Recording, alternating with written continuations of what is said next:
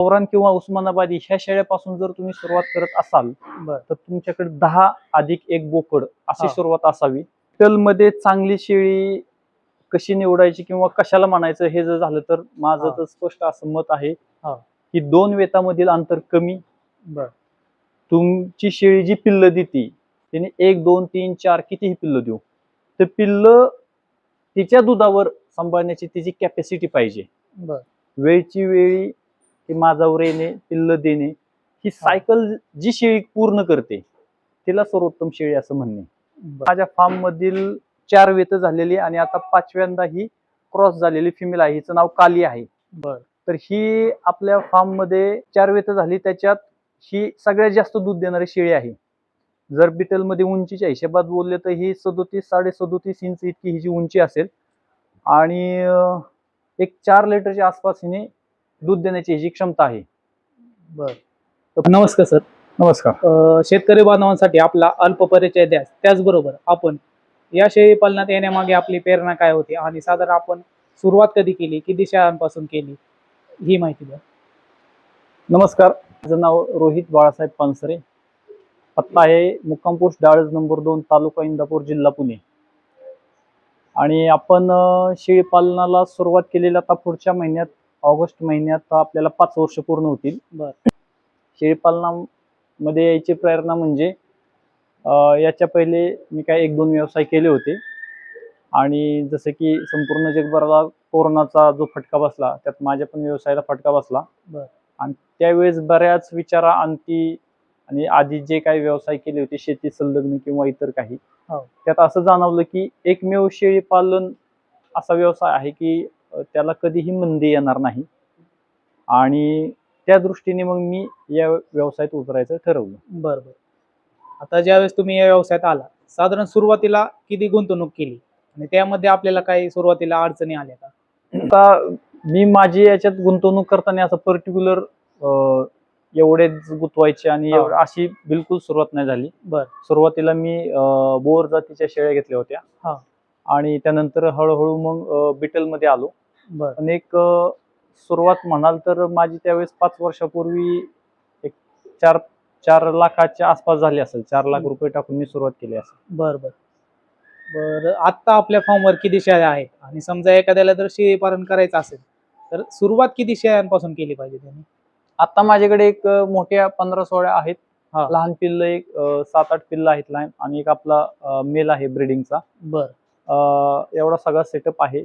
आणि सुरुवात जर नवीन कोणाला करायची असेल तर मी म्हणतो इतर काही व्यवसायासोबत, नोकरीसोबत किंवा शेती हा व्यवसाय जरी असेल, जोडधंदा म्हणून जरी तुम्ही शेळी पालनाकडे बघत असाल आणि जरी सुरुवात करायची असेल तर माझं असं वैयक्तिक मत आहे, जर तुम्ही गावरान किंवा उस्मानाबादी ह्या शेळ्यापासून जर तुम्ही सुरुवात करत असाल तर तुमच्याकडे 10 अधिक 1 बोकड अशी सुरुवात असावी.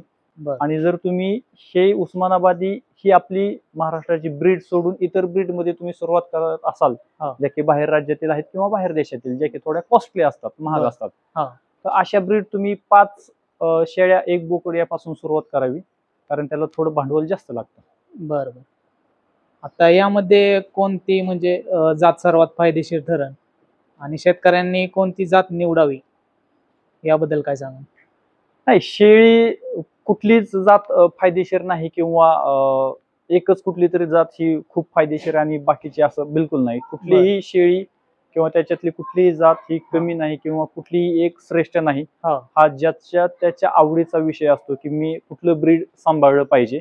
शेतकऱ्यांनी कुठली जात निवडावी ही जर तुम्ही म्हणाल तर पहिलं त्या शेतकऱ्यांनी ठरवलं पाहिजे की आपल्याला कुठल्या गोष्टीवर काम करायचंय. म्हणजे बेसिकली शेळी पालन हे तुम्ही जर चालू करत असाल, तुमचा पार्ट टाइम जॉब असो किंवा तुम्ही मुख्य व्यवसाय म्हणून करत असाल, तर पहिले शेतकऱ्यांनी ठरवलं पाहिजे, त्या शेळी पालकांनी ठरवलं पाहिजे की मी शेळी पालन चालू करतोय तर मला कुठल्या गोष्टीवर काम करायचंय. म्हणजे शेळी पालन हे मांसासाठी केलं जातं, दुधासाठी केलं जातं, नंतर पैदाशीचे पिल्ल विकण्यासाठी, म्हणजे आपण शेळ्या करायच्या त्यांची पिल्ल विकायची मार्केटमध्ये, शेळ्या नाही विकायच्या, किंवा आधीमध्ये शेळ्या पण विकणं, म्हणजे ब्रीडिंग साठी आपण त्याला म्हणू. आणि चौथी गोष्ट जी बकरी ईदसाठी. तर माझ्या दृष्टीने हे 4 असे उद्देश आहेत. आणि हे 4 उद्देशात मग शेतकऱ्यांनी ठरवायचं की आपल्याला कुठल्या याच्यात काम करायचं पर्टिक्युलर. हा. मग त्या दृष्टीने मग त्याच्यात तुम्ही मार्केटचा अभ्यास केला पाहिजे की बाबा मला दुधासाठी करायचंय तर दूध जास्त देणाऱ्या शेळ्या कुठल्या आहेत, बर. जे आपल्या भारतातील जर म्हणाल तर काटेवाडी, बिटल ह्या जास्त दूध देणाऱ्या शेळ्या. सोबतच तुम्ही परदेशी सानेन म्हणून एक आहे ब्रीड, हा. ते पण जास्त दूध देते.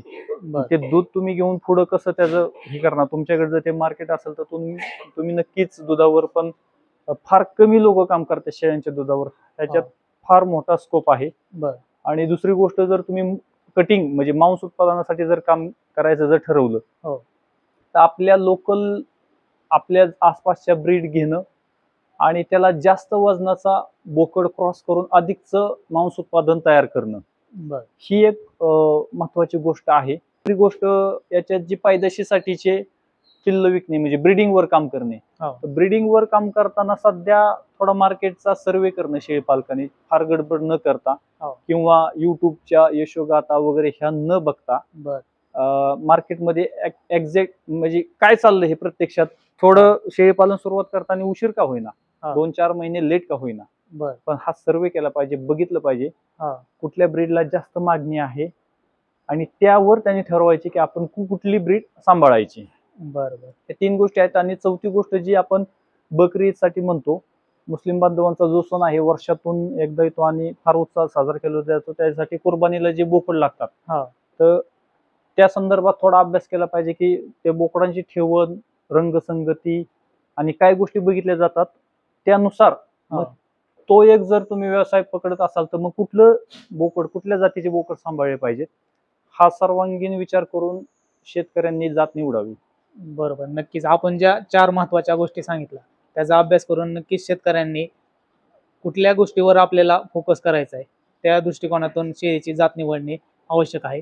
समजा जर आपल्याला शेळी खरेदी करायची असेल तर कोणकोणत्या गोष्टी तपासल्या पाहिजेत किंवा चांगली शेळी म्हणजे नक्की कशी, त्याविषयी काय सांगाल? आता चांगल्या शेळीची जर व्याख्या द्यायची झाली, हा. आता पर्टिक्युलर मी आता बिटल सांभाळतोय तर बर. मी थोडं बिटल बद्दलच बोलेल. बर. तर बिटल मध्ये चांगली शेळी कशी निवडायची किंवा कशाला म्हणायचं हे जर झालं तर माझं हा. तर स्पष्ट असं मत आहे हा. की 2 वेतामधील अंतर कमी, बर. तुमची शेळी जी पिल्ल देते तिने 1, 2, 3, 4 कितीही पिल्ल देऊ, तर पिल्ल तिच्या दुधावर सांभाळण्याची तिची कॅपॅसिटी पाहिजे. बर. वेळची वेळी ती माझावर येणे, पिल्ल देणे, ही सायकल जी शेळी पूर्ण करते तिला सर्वोत्तम शेळी असं म्हणणे. बर. ना की मग कुठलं तरी एका ट्रेंडवर काम करणे हा. की बाबा हा आता सध्या हा ट्रेंड चालू आहे तर मग तिचे मुख्य गुणवैशिष्ट्य सोडतात त्या शेळीची, हा. फक्त त्या ट्रेंडच्या दृष्टीने काम करणे हे चुकीचं आहे. बरोबर. मी त्याला बिलकुल महत्व देत नाही, कारण त्याच्या शब्दातच आहे ट्रेंड. ट्रेंड हा जाण्यासाठीच असतो. त्याचे मूळ गुणवैशिष्ट्य जे आहेत त्यावर काम करणे. आता तुम्ही बघत असाल ही जी फिमेल आहे ही माझ्या फार्म मधील 4 वेत झालेली आणि आता 5व्यांदा ही क्रॉस झालेली फिमेल आहे, हिचं नाव काली आहे. बर. तर ही आपल्या फार्म मध्ये 4 वेत झाली, त्याच्यात ही सगळ्यात जास्त दूध देणारी शेळी आहे. जर बिटल मध्ये उंचीच्या हिशोबात बोलले तर ही 37-37.5 इंच इतकी हिची उंची असेल आणि एक 4 लिटरच्या आसपास हिने दूध देण्याची हिची क्षमता आहे. बर. तर पहिल्या वेताला हिने 2 पिल्ल दिली होती, नंतर 1 दिली होती, नंतर 4 दिली आणि नंतर 3 दिली. म्हणजे पिल्ल देण्याची तिची क्षमता प्लस दिलेली पिल्ल ही जोपासण्याची, दुधाच्या माध्यमातून जोपासण्याची पण तिची क्षमता, ह्या सगळ्या गोष्टीमुळे मी हिला चांगले मार्क देतो. बर. आता शेळी पालनाची निवड तर झाली, आता गोठा साधारण कसा असावा? तुमची जागा, शेतकरी ज्या ठिकाणी गोठा बांधणार आहेत ती जागा कशी आहे, म्हणजे बरेच शास्त्रीय दृष्ट्या किंवा काय हे असा गोठा असावा तसा असावा यापेक्षा तुमच्या जागेत तुमचा गोठा कसा व्यवस्थित बसतोय हे पाहून गोठ्याची निवड असावी. सगळ्यात महत्वाचं, जर तुमचा जमिनीवर गोठा असेल तर त्याची दिवसातून 2 वेळा साफसफाई झाडलोट केली पाहिजे. गोठा कसा आहे काय ह्याच्यापेक्षा त्या गोठ्यात स्वच्छता किती आहे ही फार महत्वाची गोष्ट आहे. आणि पूर्व पश्चिम हा एक ट्रेंड ट्रेंड म्हणण्यापेक्षा पाठीमागून आलेलं आहे ते, वारा हा. खेळते, हवा खेळते, पाऊस हा. वगैरे बऱ्याच काय काय गोष्टी आहेत हा. त्याच्यात. पण मी ती गोष्ट मानत नाही. बर. कोणी काही म्हणलं तर, कारण त्याच्या पाठीमागचं मी एक लॉजिक सांगतो सर. हा. ज्यावेळेस पूर्व पश्चिम तुमचं शेड असेल हा. आणि असं धरून चाला की तुमचं 100 फूटचं शेड आहे, हा. तर सकाळचं ज्यावेळेस कोवळं ऊन येतं, हा. एक 9-10 वाजेपर्यंत जे शेड मध्ये ऊन येणार असतं, पूर्वेकडून येणार. ते सुरुवातीपासूनच्या शेवटपर्यंत येत नाही. बर. ओके, मधला जो भाग आहे हा.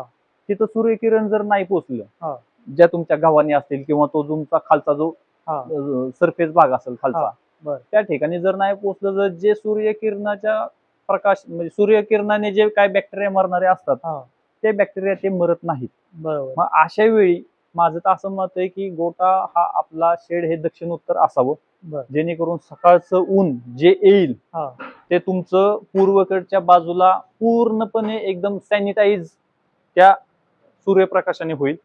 दुपारनंतर 3-3:30 नंतर ज्यावेळेस सूर्य पश्चिमेकडे जाईल, त्यावेळेस तिथून नंतर दुसरी बाजू, पश्चिमेकडची बाजू, ही पूर्ण त्या सूर्यप्रकाशाने सॅनिटाईज होईल.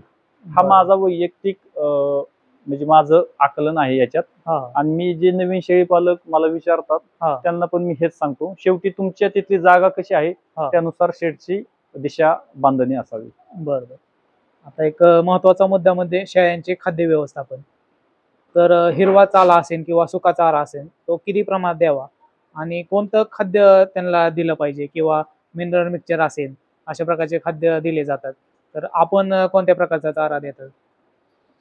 आता शेळी पालनामध्ये एक लक्षात घ्या, आज बऱ्यापैकी जे काही बी फार्म आहेत ते बंदिस्तच फार्म आहेत. त्यामुळं तुम्ही जो चारा देताय तो चारा हा जी शेळी आपण म्हणतो ना 12 वनस्पत्या 18 वनस्पत्या खाणारी जात अशी शेळी, तिला काय खायचं काय नाही हे माहित असतं, पण तेवढं आपण त्यांना याच्यात देऊ शकत नाही बंदिस्त शेळी पालनात. बरोबर. अशा वेळी तुम्ही जे बोलले मिनरल मिक्सचर, तुम्ही जो खुराक देता त्या खुराकातून त्यामध्ये रोज हे मिनरल मिक्सचर असलंच पाहिजे. एक दुसरी गोष्ट, त्यांच्या गव्हाणीमध्ये किंवा त्यांच्या शेडमध्ये जे चाटणवीट म्हणतो आपण, ते चाटणवीट ही असलीच पाहिजे.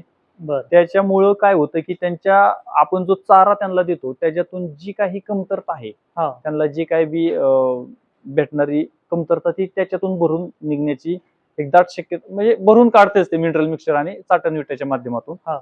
आणि तुम्ही सुका चारा जर म्हणाले तर सुका चारा हा दिला गेलाच पाहिजे. ओके, आणि तो पण सुका चारा म्हणजे मी माझ्या फार्म मध्ये सकाळचा सुका चारा देतो. फार्म मध्ये माझ्या सकाळी 7 वाजता सगळं काम झाल्यानंतर 7 वाजता हा सुका चारा असतो.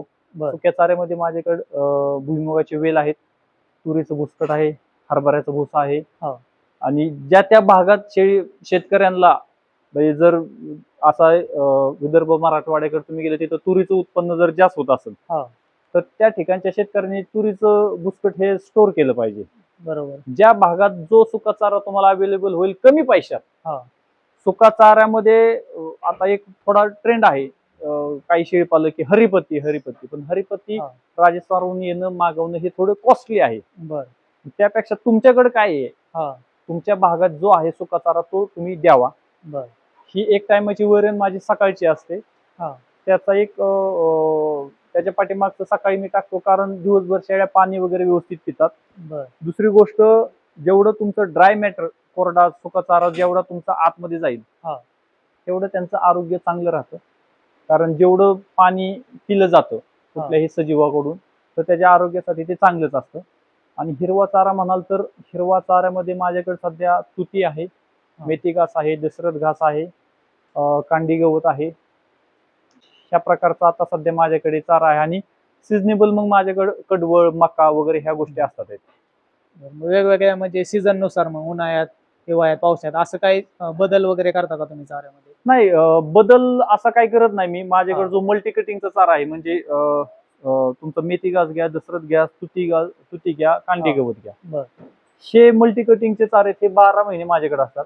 पण आता कसं आता पाऊस चालू आहे तर मग जास्त 2-3 दिवस 4 दिवस जर पाऊस लागून राहिला तर अशा वेळी चारा काढता येत नाही. जरी काढलं तर त्याच्यात पाण्याचं प्रमाण जास्त असतं त्या चाऱ्यामध्ये, त्यातलं पाण्याचं प्रमाण जाणं वगैरे ह्या गोष्टीसाठी मग अशा वेळी आम्ही पावसाळ्यात काय करतो की जास्तीचा आपण त्यांना खुराक आणि सुका चारा ह्या 2 गोष्टी आपण पावसाळ्यात देतो सर. बरोबर.